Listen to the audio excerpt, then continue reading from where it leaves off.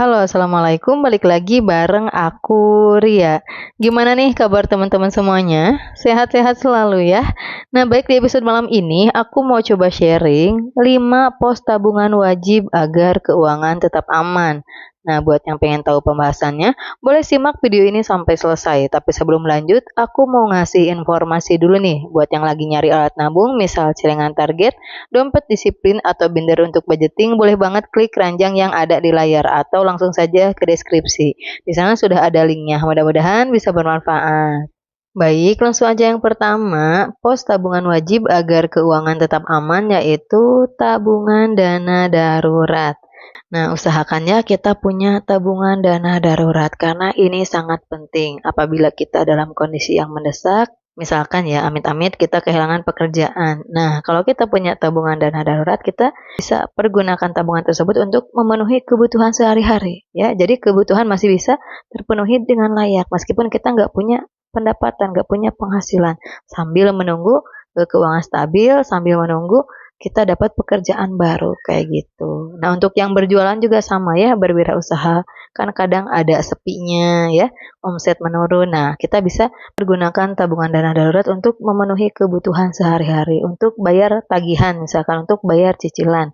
Nah, maka dari itu idealnya kita punya tabungan dana darurat 3 sampai 6 kali lipat pengeluaran kita tiap bulan. Misalkan nih pengeluaran kita per bulan itu 5 juta rupiah, berarti 3 kali lipatnya itu 15 juta. Minimal kita punya 15 juta aja. Insya Allah selama 3 bulan tersebut, meskipun kita gak punya pendapatan ya, gak ada penghasilan, kita aman. Masih bisa bayar tagihan, bayar cicilan, memenuhi kebutuhan setiap hari. Sambil ikhtiar, kita dapat pekerjaan baru, keuangan stabil lagi, nabung lagi, dana darurat kayak gitu ya. Jadi ayo mulai dari sekarang kita usahakan menabung dana darurat. Kemudian yang kedua, pos tabungan wajib agar keuangan tetap aman yaitu dana proteksi. Nah, ini bisa berupa asuransi kesehatan. Usahakan kita punya asuransi kesehatan karena amit-amit kalau sampai kita sakit parah atau mungkin keluarga kita sakit parah, itu lumayan ya biayanya bisa sampai menguras tabungan kita, harta kita. Makanya usahakan kita punya asuransi kesehatan. Gak usah yang mahal-mahal, yang sekiranya terjangkau aja sama keuangan kita. Misalkan mampunya BPJS Kesehatan kelas 3 nggak apa-apa ya. Yang penting kita punya aja. Lumayannya itu akan sangat bermanfaat. Jadi insya Allah tabungan kita nggak bakalan habis semuanya. Bisa kita manfaatin untuk makan sehari-hari ya, untuk memenuhi kebutuhan sehari-hari. Jadi biaya berobatnya dari asuransi, sementara belum bisa bekerja, belum bisa mencari uang, untuk kebutuhan sehari-harinya, untuk makan dan lain sebagainya, pergunakan tabungan dana darurat yang kata aku tadi. Makanya penting banget kita punya tabungan dana darurat dan asuransi kesehatan ya. Kemudian yang ketiga, pos tabungan wajib agar keuangan tetap aman yaitu dana cadangan sosial. Nah, usahakannya kita menyisihkan sedikit aja per hari, gak apa-apa receh-receh untuk dana cadangan sosial.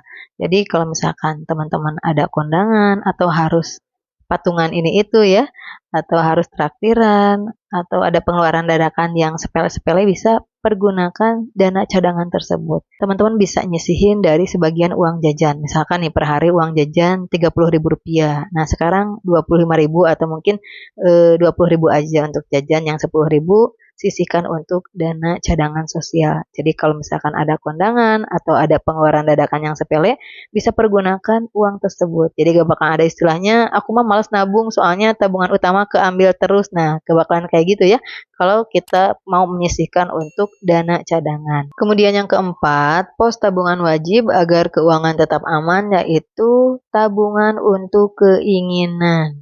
Nah, agar keuangan kita tetap aman, tapi kita juga happy, kita bahagia, bisa menikmati hidup, silahkan menabung untuk keinginan ya. Tapi usahakan menabung untuk keinginan kalau kita sudah menyisihkan untuk tabungan dana darurat. Karena yang paling penting kata aku tadi tabungan dana darurat. Jadi silahkan ya bagi-bagi sebagian untuk menabung dana darurat, jangan diganggu gugat, jangan dipakai apabila tidak dalam kondisi yang darurat. Nah, menabung juga untuk memenuhi keinginan. Misalkan punya target nih, pengen beli laptop impian atau pengen beli handphone impian, silahkan ya. Tapi kata aku tadi jangan sampai melupakan tabungan dana darurat yang wajib. Kemudian yang kelima, pos tabungan wajib agar keuangan tetap aman yaitu tabungan investasi atau masa depan. Nah, jadi usahakannya kita punya tabungan untuk masa depan. Kalau aku pribadi, aku nyimpennya di logam mulia. Nah, teman-teman bisa kalau pengen ya, gak usah langsung maksain pengen beli logam mulia dengan geraman besar, gak apa-apa, nyicil aja sedikit-sedikit dari mulai Rp10.000 per hari. Nanti kalau udah terkumpul misal 1 juta lebih ya, silahkan beli logam mulia yang geramannya kecil 0,5 gram. Nah, kemudian nabung lagi, nanti sudah terkumpul, beliin lagi 0,5 gram, insya Allah akan bermanfaat ya. Aku pribadi udah ngalamin beli logam mulia tahun 2022, 2023, waktu itu 1 gramnya belum nyampe 1 juta rupiah, dan sekarang di tahun 2025 harganya udah nyampe kisaran 2 juta rupiah. Nah, jadi alhamdulillah ya udah ada keuntungannya. Makanya jangan ragu untuk investasi di logam mulia. Teman-teman bisa mulai dari nabung recehan. Yang penting konsisten. Kataku tadi kalau sudah terkumpul, silahkan beli geraman yang kecil dulu biar semangat. Udah disimpan aja. Nabung lagi, beliin lagi 0,5 gram disimpan. Insya Allah 3 atau 4 tahun ke depan akan sangat bermanfaat untuk teman-teman ya. Nah, jadi kesimpulan pembahasan di episode malam ini mengenai 5 pos tabungan wajib agar keuangan tetap aman. Yang pertama, tabungan dana darurat. Yang kedua, dana proteksi. Yang ketiga, dana cadangan sosial. Yang keempat, tabungan untuk keinginan. Dan yang kelima, tabungan investasi atau masa depan. Nah, baik, mungkin cukup sekian pembahasan di episode malam ini. Sekali lagi, aku nggak ada niatan untuk menggurui. Aku cuma pengen sharing aja. Berharap video ini bisa bermanfaat buat teman-teman semuanya. Mohon maaf apabila banyak salah kata. Kalau suka dengan video ini, boleh like, komen, dan subscribe. Wassalamualaikum warahmatullahi wabarakatuh. Sampai jumpa di video berikutnya.